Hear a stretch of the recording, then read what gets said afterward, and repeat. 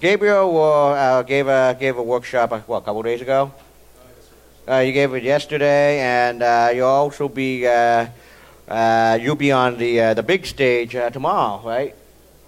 Tomorrow afternoon. And you know, it's a very good one too to start off the Saturday at the speaker workshops, and it is. Give me the. Actually, I'm not sure. I'm just going to wait for it, and mute the mic.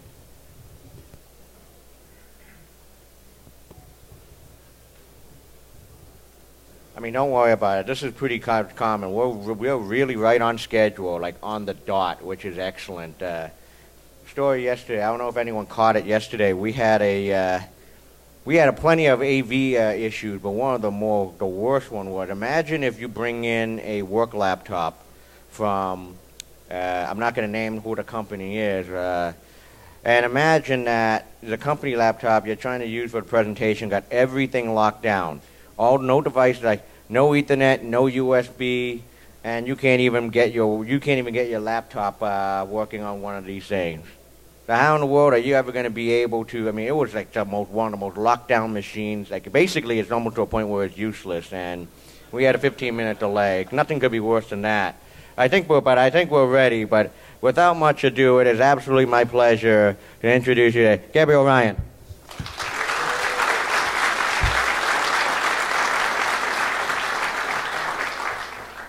How you doing, everyone? You guys recovered from last night? No. Not yet. Still working on it? No. It's all right.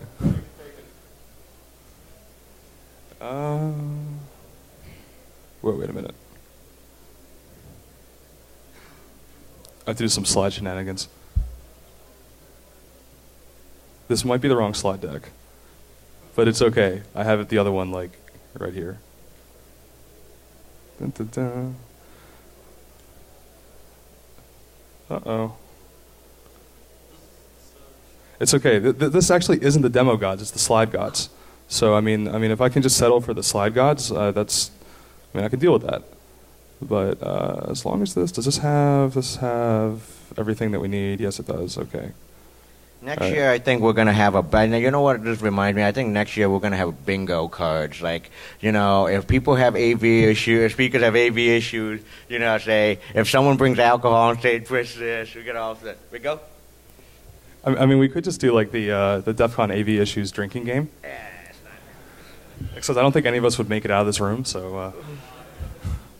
All right, so. Disclaimer, okay. So my name is Gabriel Ryan. I'm a security engineer at Gotham Digital Science. We're a New York and London-based security consulting company. Just do infrastructure testing, red teaming.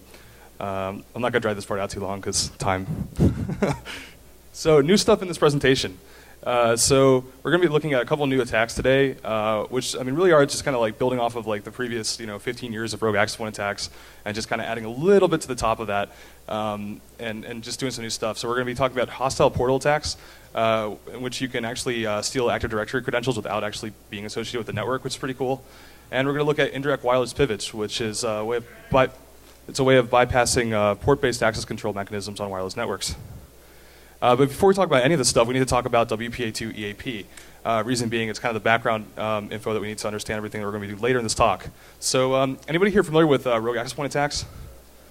Okay, about 50-50. So rogue access point attacks, I mean, they're the bread and butter of modern wireless penetration tests. You can use it for all kinds of cool stuff, including stealing radius credentials, performing really, really stealthy man-in-the-middle attacks, making like little fake phishing login portal things, etc. If you've ever used a pineapple, that's the kind of attack they use. There are a lot of different kinds of rogue AP attacks, but I mean, the most basic one is the evil twin attack. So let's say that we have this access point, DEF CON open, and it's operating on channel 6, and we have these 4 clients that are associated with it. Let's say that an attacker were to create. Can you guys hear? Can you guys hear now? Oh, this is a really directional mic. Okay, so I gotta hold it like this the whole time. Cool, awesome. So I'm gonna walk around, just kind of like, all right. So I'll just pick up. Okay, so the first thing we're gonna talk about are like rogue access point attacks. Just kind of repeating that section because I wasn't. Yeah. So let's say that we have this this access point here, DEFCON open. It's operating on channel 6, and we have these 4 clients associated with it. And let's say that an attacker were to create an access point that was an exact duplicate of that. So same ESSID, same channel. Do you guys know how, show of hands, do you guys know how these clients would be able to distinguish between the 2 access points? Signal strength. Yeah, so like if the attacker just creates another access point that is these exact same attributes, but is able to amplify the gain on that ever so slightly stronger than the target access point, all of these clients will actually drop their connections and connect to the attacker. So of course from here, you have a bunch of stuff connected to you, and you are a router, and you can do man-in-the-middle attacks, all this really, really malicious, awesome stuff. And these have been around for like a really long time. Actually, the first documented case that I could find was in 2002. This FAQ on how to make wireless LAN security more secure, and that was by C.W. Klaus. Of course, in 2003, we had the classic ASLEEP tool by Josh Wright. Moving forward a bit, we have karma attacks, which are a more sophisticated attack, which we're not actually going to talk about today, but worth looking into, by Dino Diazovi and Shane McCauley. That was in 2004. And then, of course, in 2008, we have, and this is where we actually start building off of, Free Radius WPE by Josh Wright and Brad Antonowitz. Very classic tool. And then, of course, back in at DEF CON 2022, 2014, this was actually the talk that got me into Wi-Fi. We have improved karma attacks by Dom White and Ian DeVillers, because at this point, karma had actually been broken for a while. They managed to fix it. And they also did some EAP stuff that we're going to be building off of as well. And then 2017, very recently, we had Lure 10 by the guy who wrote Wi-Fi Fisher. And this is actually a way of like exploiting Wi-Fi sense in Windows 10 to get stuff to connect to you. So as you can see, these attacks have been around for a really, really long time. And they haven't really found a way of fixing this with open networks. So pretty much the thing that you use to prevent these attacks is your WPA. And we're going to look into that further today. So traditionally, rogue AP attacks have been used to fill 2 basic roles. Man-in-the-middle attacks, which is stealing creds, and also gaining access to the wireless network. But in this talk, we're going to look into rogue AP attacks as a means of lateral movement, which is kind of new, yeah. So, let's talk about evil twin attacks against WPA2 EAP. And to do this, we first actually have to cover EAP. Anybody know what EAP is? Or how it works? Okay, so EAP is and for those of you who do know how this works, yes, I'm going to oversimplify this for like 2 minutes, but I'm going to actually go into the full definition later, so bear with me. Logically, EAP, it's an authentication process that occurs between the supplicant and the authentication server. What is the supplicant? The supplicant is just a fancy way of talking about your wireless client. And the authentication server is like your radius server running in the back end. So the first stage of EAP, if we're talking about EAP-PEAP and EAP-TTLS, which is what we're focusing on today, the first stage of this is that the client makes an authentication request to the authentication server. And at this point, the authentication server responds with an X509 certificate. And the goal of, the reason why it responds with this X509 certificate is the authentication server needs to be able to prove to the client that it is who it says it is, right? Otherwise, you don't know what you're actually connecting to or authenticating with. So at this point, if the client accepts the certificate as valid, which is essentially saying that it trusts the authentication server, we've moved from, we were just at the outer, what we call the outer layer of EAP authentication to the inner authentication protocol. And what that is, essentially, we set up a secure tunnel between the client and the authentication server, and all authentication process happens through there. So, the reason why, by the way, we use a secure tunnel is that without it, this entire authentication process can be sniffed. Remember that, regardless of the fact that this is WPA2 EAP, the EAP is actually what we're using as the authentication mechanism. That means that the WPA, the encryption from that doesn't actually kick in until after authentication finishes. So up until this entire process finishes right here, what we're actually looking at is an open access point. So this is all like open. And without that secure tunnel, you can just sniff the credentials, right? So in fact, legacy implementations of EAP were very susceptible to this.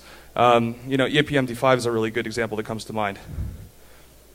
So when I mentioned that there were like 2 components to the EAP authentication process, I kind of, that was a bit of a simplification. There are actually 3, right? There is a supplicant in the authentication server, or that is the wireless client and the radius server in the background. But there's this intermediary that has to be between the 2 of them in order to make this work, and that's the authenticator, aka the access point. So in the back end, you have a radius server, And at the very front of it, you have the supplicant or the wireless client that's trying to authenticate with the radius server. But all this communication has to go through the access point. And in fact, the communication between the supplicant and the access point is going over layer 2, and of course the access point is communicating with the authentication server using radius, which is higher up on the protocol stack, layer 7. So our complete picture of how EAP works kind of looks more like this, right?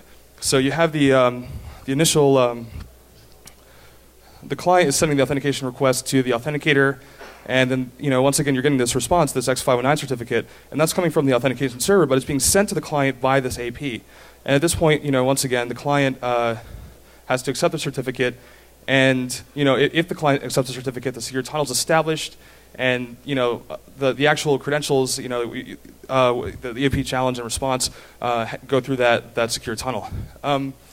So remember that this authenticator is an open access point. Does anybody see a problem with this yet? Whoops. No one? Okay. So remember that we were talking about earlier how open access points are susceptible to these evil twin attacks. Well, and up until this whole process finishes, this is an open access point. So what an attacker can do is actually use an evil twin attack to force the client to associate with the attacker and begin this authentication process. And then the attacker just runs a rogue radius server in the background, and goes through this entire authentication process. The first thing that happens is the victim ends up sending the auth request to the attacker. The attacker responds with a forged X509 certificate. At this point, the onus is on the user to reject the certificate, barring situations where the client device is actually misconfigured and just blindly accepts invalid certs, which that actually does happen quite a lot. But leaving aside that scenario, basically the responsibility is completely placed on the user to identify this as an invalid certificate that they should not accept and to reject it. If that does not happen, this inner authentication process that goes to the secure tunnel actually happens with the attacker. Then the attacker receives both the challenge and response that can be cracked offline to obtain credentials. So I mean, I'm going to do two kinds of demos in this. Like, if it's just like one background demo, I'm not going to bother with the live stuff because why tempt the demo gods? So this is going to be a video. We'll just get later on in this presentation, we're going to do more live stuff. But for the sake of time, this is what this attack would look like from the perspective of the attacker. So as you see here, the attacker is creating a forged certificate and just kind of filling in bogus values here. I'm going to kind of skip through this. Bless you. And at this point, the attacker is actually going to start up this rogue access point. And as you can see, at this point we have this we have a client, where it says if you see, I don't know if it's probably pretty small from the back. I apologize for that, but you have this client that's associating with the attacker, and then there you go. You have credentials, or not the credentials, but the challenge and response that can be used to obtain credentials. And then, of course, from there, you can crack this challenge and response using ASLEAP, which, by the way, as we mentioned, was came out like well over 10 years ago. And there you go. You have plain text credentials. So that's pretty cool. About the same time that this attack came out, have you guys heard of EAP-TLS? Or have you seen that form of EAP or Wpa2 Eap where you have to put like a cert on every single machine? Have you heard of that? Yeah. So that was that protocol was actually came out, I believe, in response to these attacks around the same time in 2008. And the idea is that because you're using mutual authentication, using X509 certificates, from the get-go, none of this would work, right? Because the client would identify it wouldn't even enter the first phase of the authentication. So the strength really lies in these client-side certificates. Any network administrators out there? Anybody like? I mean, raise your hand if you like think that putting a client-side certificate on every single device in your network sounds fun. Is this something that you'd like to do? Okay, we have one guy. But I mean, so EAP-TLS, although it protects against this, it's wildly unpopular. I mean, it's really arduous. You have to put one of these certs on every single device in your network, and not only that, it's possible that you may have devices that aren't even compatible with this. I mean, especially like if you work like in healthcare or industrial control systems, stuff like that, they may not even support client-side certs.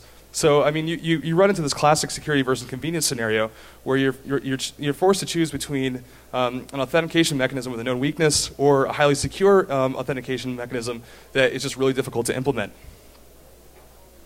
So of course, anyone go to a certain other security conference with lots of vendors and flashing lights earlier?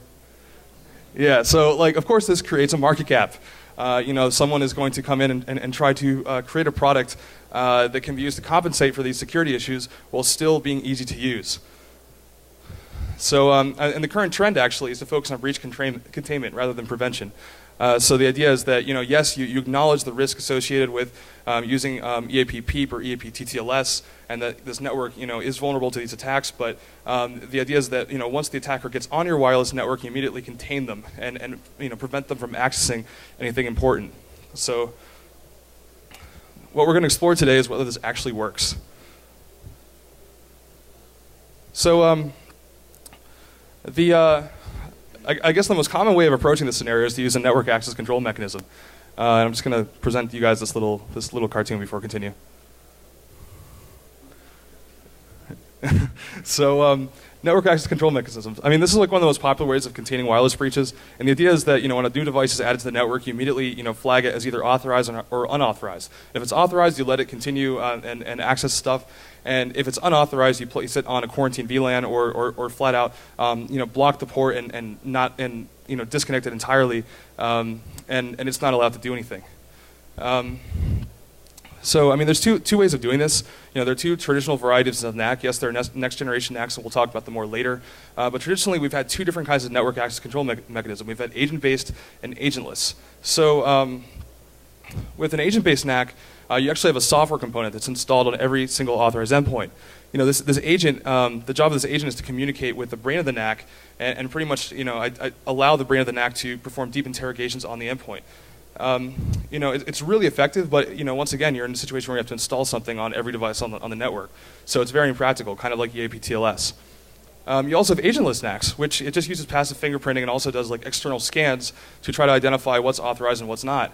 As you can imagine, this is pretty easy to deploy, but you can't examine the internals of the devices, so it can be bypassed pretty easily by masquerading as something valid. So once again, you run into this recurring dilemma where you have a more insecure solution, but that's pretty practical, but you also have a very secure solution that's very impractical. So we're kind of back to square one here, and of course this creates yet another market gap.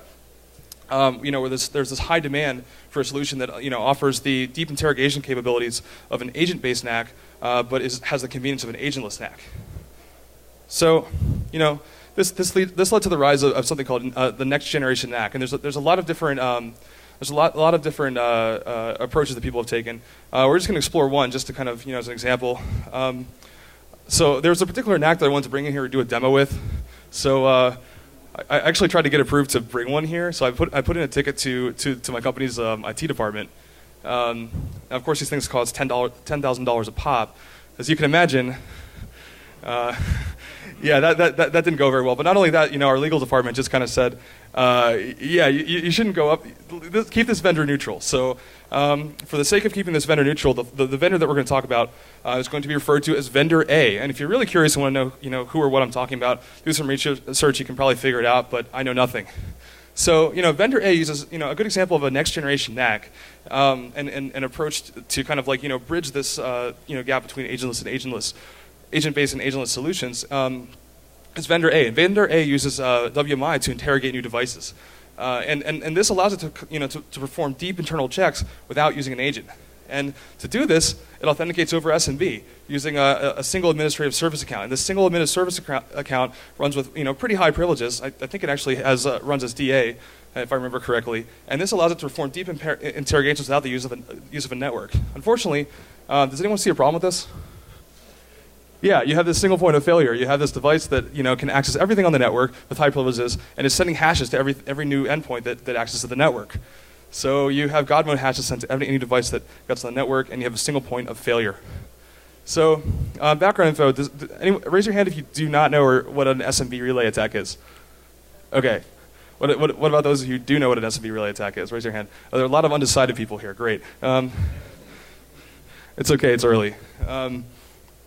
So, SMB relays, pretty much they take advantage of the Ntlm protocol. Are you guys familiar with Ntlm at all? It's a simple challenge response mechanism, very similar to PEAP, which is what we talked about earlier. And the way that this works, actually I need 2 volunteers. You start with the tattoos. Okay, so you want to authenticate with that guy on the computer, right?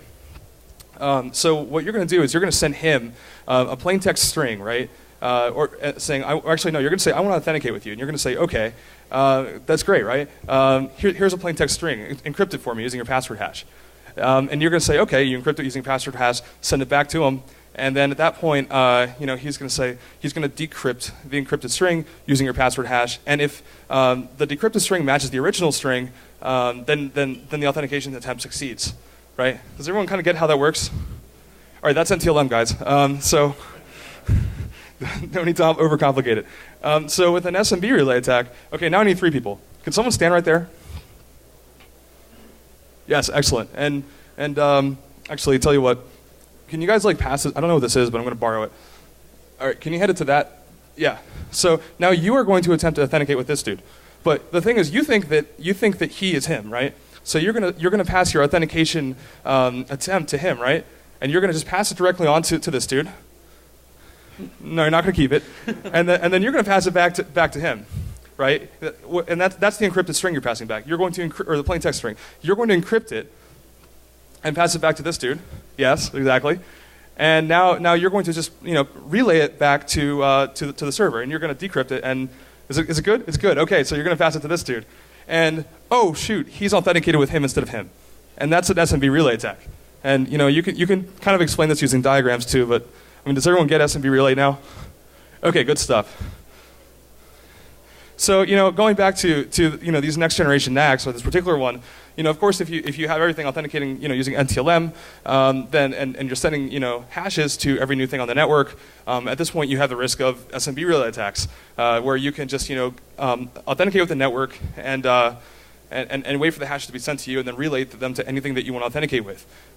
So that's bad. But you could also, of course, you can mitigate this by enabling something called Smb Signing, which is where you digitally sign packets to confirm their authenticity.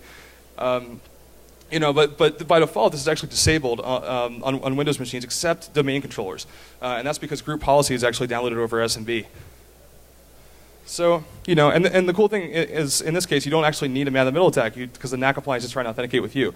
Of course, if you do turn it on, SMB signing on, it will mitigate this issue. But you still have a situation where you have, hashes being directly sent to untrusted endpoints. So, I guess that wasn't just a tangent for a reason. I mean, this tangent actually serves a purpose, and that's to show that there really is no magic bullet. I mean, here's actually a really solid attempt to kind of bridge these gaps between security and convenience. But unfortunately, the problem is that security with convenience is often a paradox, and that goes right back to the issue of EAP-TLS, which we're going to look at later on. So let's talk about client isolation. Are any of you familiar with it? Have any of you tried to get on like a hotel network or something recently and tried to ping something and you couldn't? That's because client isolation is enabled. So the way that 802.11 is supposed to work is that the AP is supposed to mediate all traffic between the clients associated with the AP and other endpoints on the network. So for example, you have these 2 clients associated with this access point, and in theory, the AP is supposed to mediate all the packets going between these devices. So to enable client isolation, you basically just prevent, if you see a packet that's going from one of these client devices and instead of going upstream, it's going to another device associated with the access point, you just deny it and don't let it through, right? And on a wired network, this is actually possible at a physical level. But the problem is that on a wireless network, client isolation is a logical control. It's not a physical control. So this raises the question, how do you prevent radio transceivers from communicating with one another? And this awesome researcher, unfortunately he's no longer with us, but this awesome researcher named Cedric Blanchard, in 2005, his answer was, you can't. And he introduced this tool called Wpa2 Eap. And this was first released by Cedric Blanchard, as we mentioned, in 2005. So once again, quite a long time ago. And it was revived more recently by Oliver Lavery of Gotham Digital Science, way before my time. The idea here is what this does is it reads packets. It has you have 2 interfaces, a TUN-TAP interface that's attached to a monitor mode interface. And this monitor mode interface just listens for packets coming from to and from the AP, right? And when you see a packet being sent from the client to the AP, you inject the response as if it came from the access point, and this actually allows you to bypass client isolation. And of course, there's some later tools that build off of this. AirTonnG, it supports WEP, and TKIP-TonnG, it supports Wpa2. These are both part of the AirCrack suite. If you were here earlier this morning. And actually, there is one that apparently you theoretically could use it against Wpa2, although I don't believe it, called Whole 196. It's worth mentioning just because it's been talked about, but it's also considerably debatable whether it actually works. So to kind of demonstrate how it does its thing, let me just check the time really fast. Okay, we're doing decently. We got to hurry. So over here we have. In the bottom right, we have one terminal, right? And this terminal is the host operating system. In the top right, we're going to create an access point, and this is going to be the access point that we're going to be, the network that we're going to be attacking. And then on the left here, we have an attacker machine. This is SSH into an attacking machine. So what we're first going to do is we're going to send 5 ping packets to the AP on this target network, and that's happening on the bottom right here. As you see, we sent 5 ping packets, and we have 5 responses. So, and then, why did that do that? Okay. There you go. Okay, so, and then on the left, we're going to, in this terminal here, we're going to run a tool called Wi-Fi ping, and it's essentially a modified version of Wi-Fi tap that just sent any ICMP request that it sees, it'll send an ICMP response. So it's a pretty good way to do a proof of concept of this. So now, on the bottom right, now that we're running this Wi-Fi ping tool, you'll notice that we're doing the ping again. But this time you can see although we sent 5 ICMP packets, we've received 10, and that's because and you see all these warnings saying they're duplicate ICMP packets, and that's because we're actually sending packets to this device without even being associated to the network. So that just kind of shows you how Wi-Fi client isolation can be bypassed. So. Yeah. Anyways, back to Nacks, right? Some food for thought.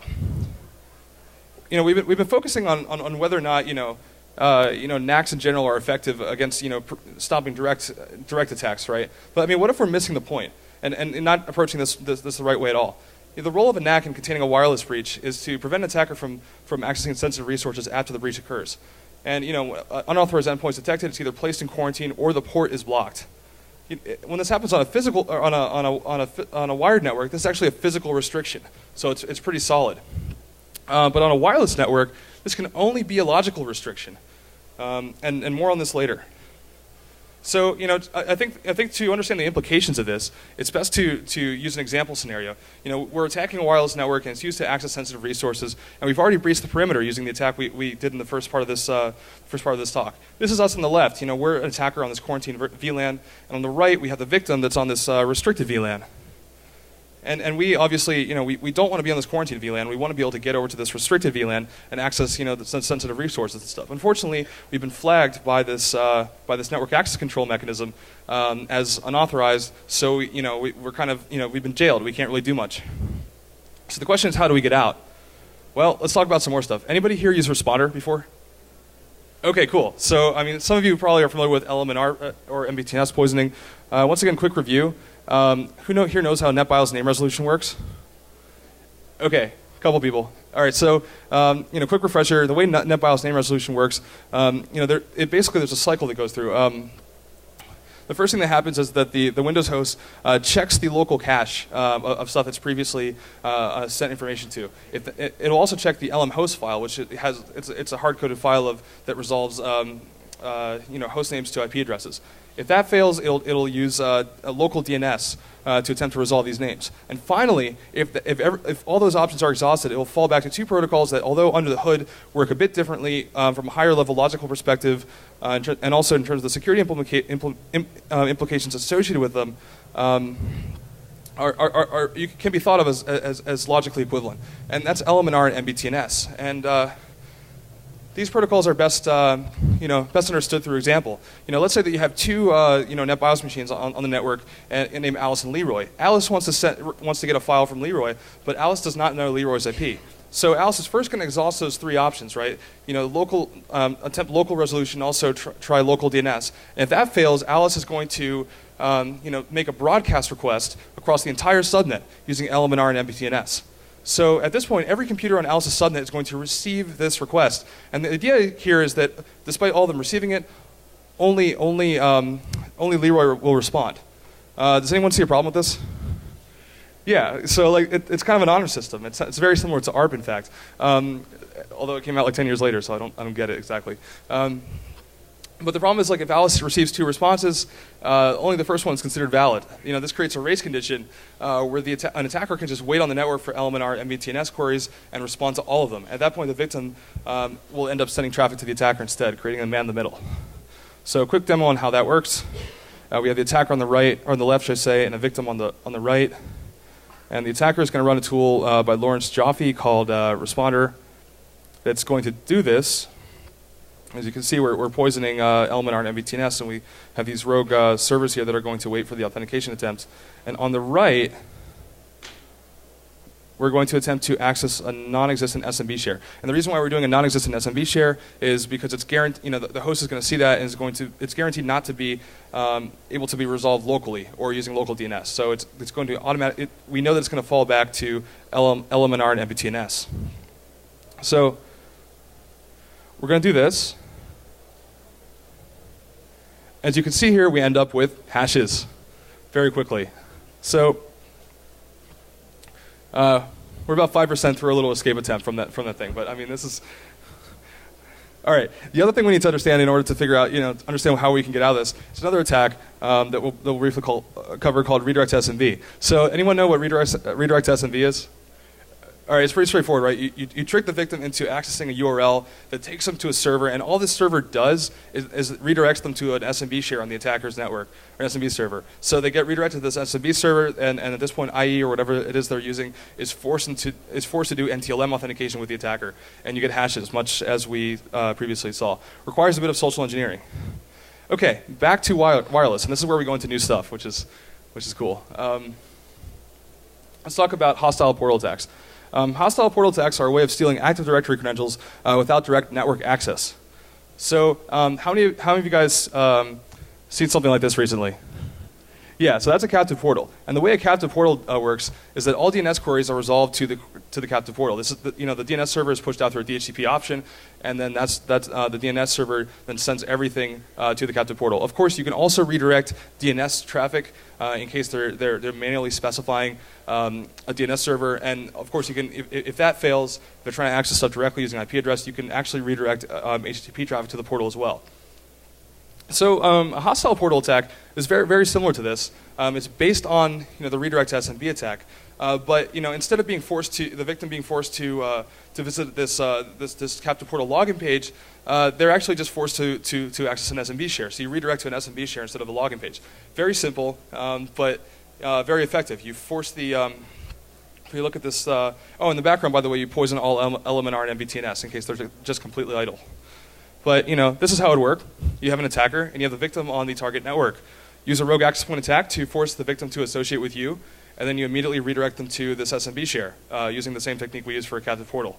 And this results in lots and lots of hashes. And we're first going to show you a demo, and I actually have looks like 15 minutes left, so I'm just going to fly through this video because. So here on the top right. We have we're going to create our legitimate access point. This is our target network. Then we're going to connect to it from our victim machine that's on the bottom right. And as I said, we're going to do this with an open network first because there are a couple more steps that we have to do in order to get this to work with EAP or Wpa2 Eap, should I say? But yeah, we'll get to that in a second. So, and I just got prompted to update when I recorded this, but. So we're first going to associate it with this target network at some point here. Okay, there we go. Yeah, so our client device is now connected with the network. And then on the left here, we're going to launch the rogue access point attack. So the first thing that's going to happen is we're going to start our rogue access point.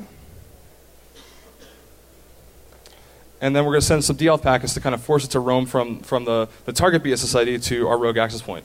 So as you can see here, we have an association. And then, interestingly enough, as soon as the victim opens IE, which we're going to do in a second, we have hashes. So if they're previously doing anything that requires HTTP, it'll just send hashes to the attacker. At this point, the attacker, and actually, thing to note, look how many times it's actually sending us authentication, and that, or hashes, should I say.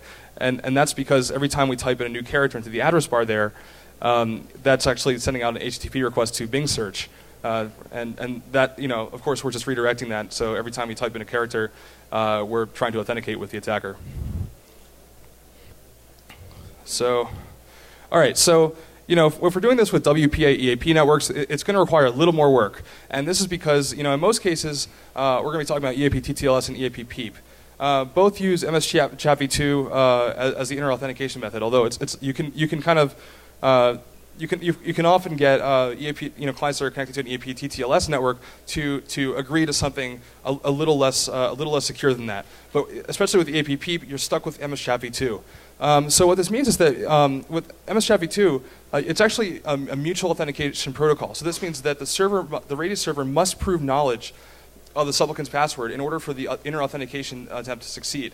So this means that although you can force a device to connect to you and do that authentication process and give you an EAP challenge and response that you can crack offline, there's still that very, very, very final step, that final stage of the inner authentication process in which the client will actually not be able to fully associate with the attacker because it's going to, the Radius server is going to fail that final stage of the authentication process. So the solution to this is well, we have a couple of them depending on the strength of the Radius passwords in use. We can use something that, this came out in the same talk I mentioned earlier in DEFCON 22 by the guys from SensePost, Don White and Ian DeVilliers. They came up with a method called autocrack and add, where you basically, you perform that first attack that we saw in the very beginning, where we capture the challenge and response, but then we immediately append it to the kind of the database file that our Radius server reads from. And we'll talk about that in a second. But if the creds are stronger, you actually have to crack them offline and finish the attack later. And that's actually pretty feasible too, and we'll talk about that in a second. So talking about the first method, the way the autocrack and add thing works is that you take the challenge, you receive the challenge response. That's the thing that you're cracking to obtain creds. At this point, what is supposed to happen at the very end of the Chaffee-2 authentication protocol is that the Radius server, or host APD in this case, loads the password from a file called the EAP user file. It's basically a very simple database that's implemented using a text file, and it has information like the username, password, then information about how that user is allowed to associate with the network.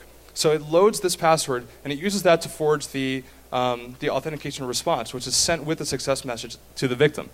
And of course, if it was able to load that file and it's able to provide a valid authentication response, the association attempt succeeds, or authentication attempt succeeds, should I say. So with the autocrack and add technique that we talked about, what's going to happen is that the attacker, instead of immediately loading that password from the EAP user file, the password actually, the attacker is going to take that challenge and response and then immediately send them off to a cracking rig. And the idea is that, especially if you're using a remote cracking rig like CloudCrack or something like that, that has a significant amount of horsepower behind it, you should be able to, or at least within a couple of attempts, crack that in time to then add it to the end of your EAP user file, just kind of append it to the end of the file, and then send use that to create the authentication response. So it's almost like this race condition. And if that doesn't work the first time, you just try it immediately again. This time you already have it. And as the client tries to reassociate with you, you pull off the attack. So of course that works with weaker credentials. But our second option is the offline crack. And you may be thinking, yeah, this is going to take a little more time. But remember that it actually isn't as bad as you think. Rather than the attack taking minutes to an hour, it's now going to take a few hours to maybe a week. And of course, real attackers aren't time boxed. So even if you have a really, really long Radius password, you still have your APTs out there, like the guy on the right. But and one more thing to consider is the fact that you already have the credentials if you're on the network in the first place, which is how we're trying to get out of this situation. But yeah, here we are once again. We're going to use the autocrack and add technique to perform the previous attack against, this time using a Wpa2 Eap. I'm going to fast forward again because we have 10 minutes. So we're going to connect the victim device to the legitimate access point on the top right. And then we're going to start the rogue access point attack. And that's going to happen right here. So we're now spawning the rogue access point on the left, and then we're going to lob deauth packets at this, at the legitimate access point, and the client associated with the legitimate access point, and that's going to cause it to roam over to our rogue access point. As you can see, we've roamed over, and it's tried to authenticate. It's kicked us off because we failed the initial, the very last phase of the inner authentication, but at this point, we've also just cracked we've performed the auto crack and add, which you can see on the left here, and it's going, at this point we just relaunch the attack, restart the access point, and do it again, and we'll notice that the victim associates with us. So hit connect, and at this point we're actually associating once again with the target access point, so we can rinse and repeat. And here we go. Bear with me. It'll happen like here. Actually, I'll just skip forward a little bit. Okay. Yeah. So. Okay. So where is it? Yeah.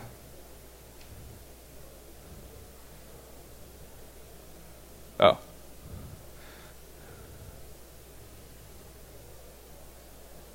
Okay. So we're getting a weird cert warning thing, but. There we go. Okay, so at this point, the victim has just associated with the rogue access point. As you can see, we have hashes on the left, and as we type stuff in the address bar, we're sending out these HTTP requests, and it's just forcing more authentication attempts with the attacker. So that's a hostile portal attack against Wpa2 Eap. So what does this get us? I mean, it gets you similar results to LMNR and MBTNS poisoning. There are a few key advantages here. One, no network access required, and we're also not limited to a local subnet because you get everything that's connected to wireless. It's also not a passive attack, which is pretty cool. We're not waiting for an LMNR MBTNS lookup request. We're actually forcing stuff to authenticate with you. So back to our scenario. And now we're going to move on to something called an indirect wireless pivot, and this is how you use rogue AP attacks to bypass Nack mechanisms. So here we are. We're back at our scenario again, and we have the attacker, which is us, and we're on this quarantine VLAN over here. And of course, we want to get over to this restricted VLAN and access these sensitive resources. Unfortunately, as we mentioned earlier, we've been jailed by this Nack, and we're kind of stuck over here. Well, although what if we use a second wireless interface to perform a rogue AP attack, and then just force that authorized device to connect to our rogue access point?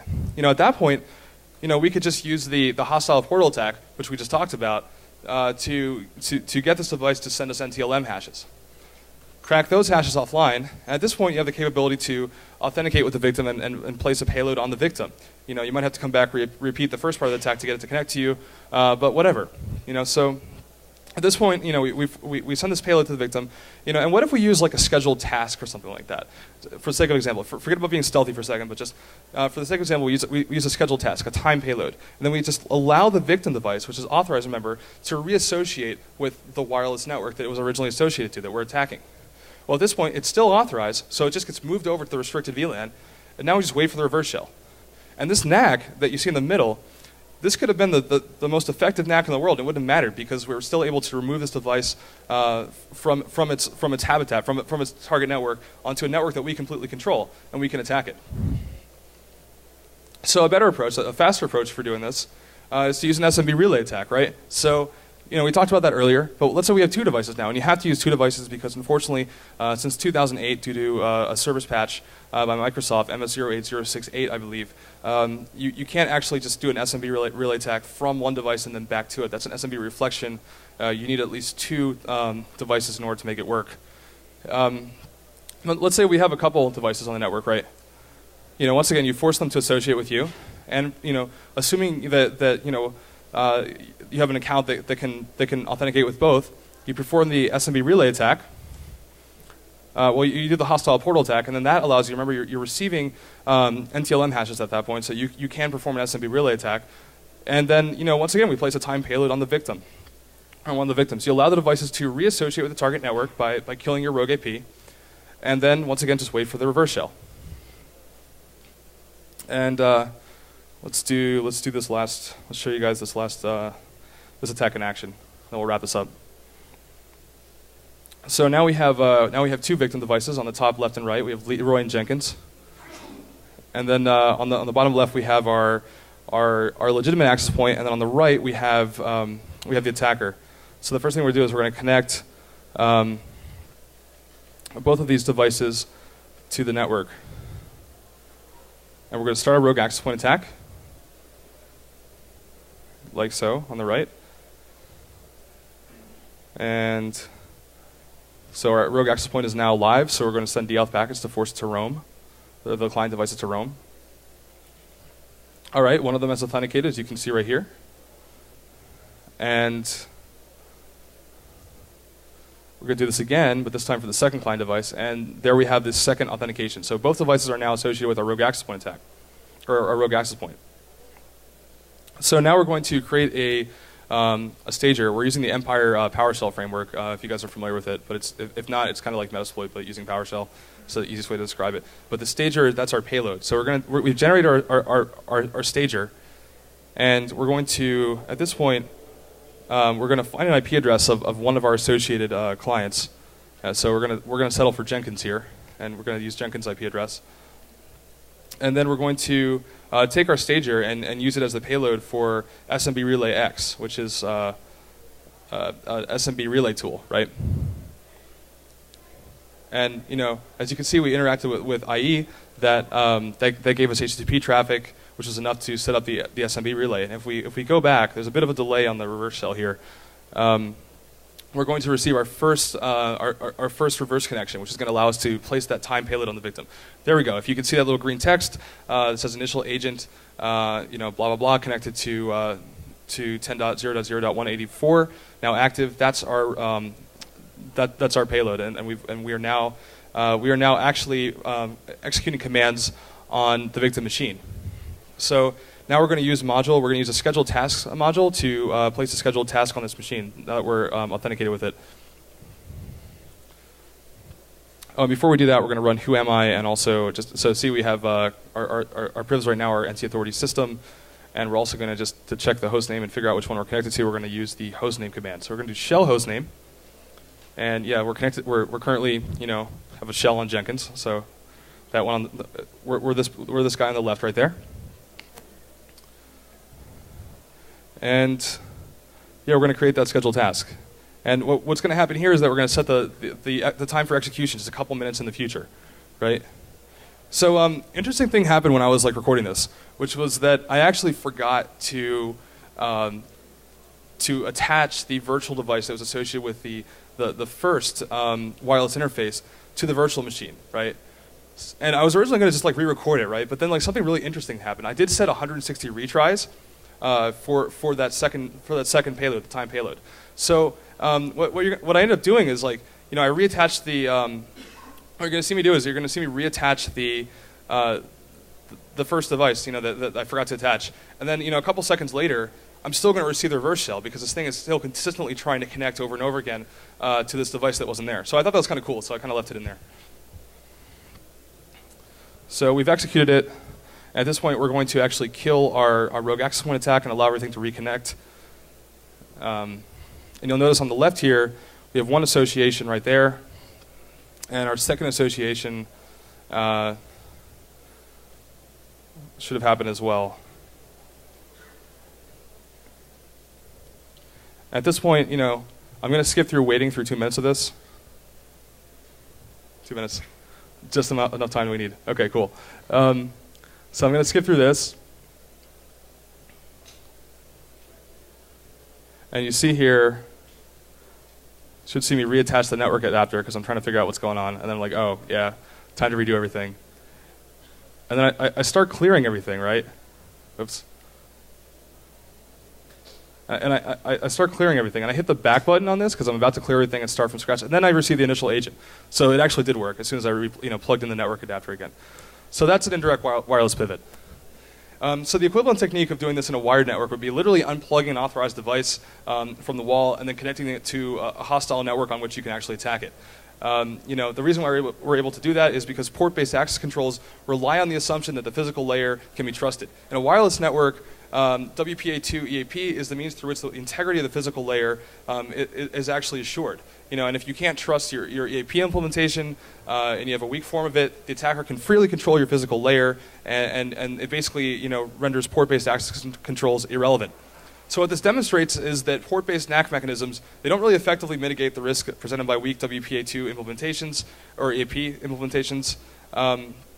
And that adding port-based Nack mechanisms to a wireless network, it doesn't really make the use of EAP-TTLS or EAP-PEAP any less inappropriate if the network in question is used to grant access to sensitive information. And by sensitive information, we're usually talking about something like PCI or HIPAA data. Remember that compliance doesn't necessarily mean security. So I'm just going to make one last case for EAP-TLS. It's not as bad as it used to be. You can use group policy to push out the search to the various network endpoints. And your best option, I think, is to mitigate this kind of attack is to use a private CA within your network and then leverage the Active Directory to deploy EAP-TLS. And of course you can, if you have bring your own devices, like a BYOD policy, and people can bring their own devices on the network. At this point, you could use a solid MDM to get those certs on there, or just have a really streamlined BYOD onboarding solution. And you can actually use Let's Encrypt as well to roll out EAP-TLS. Although even the people who make Let's Encrypt are like, this is probably not the best way to do it. But just some closing thoughts. Just because wireless and wired networks operate similarly at a logical level, and they're designed to do that, so it should be transparent when you're looking at higher levels of abstraction.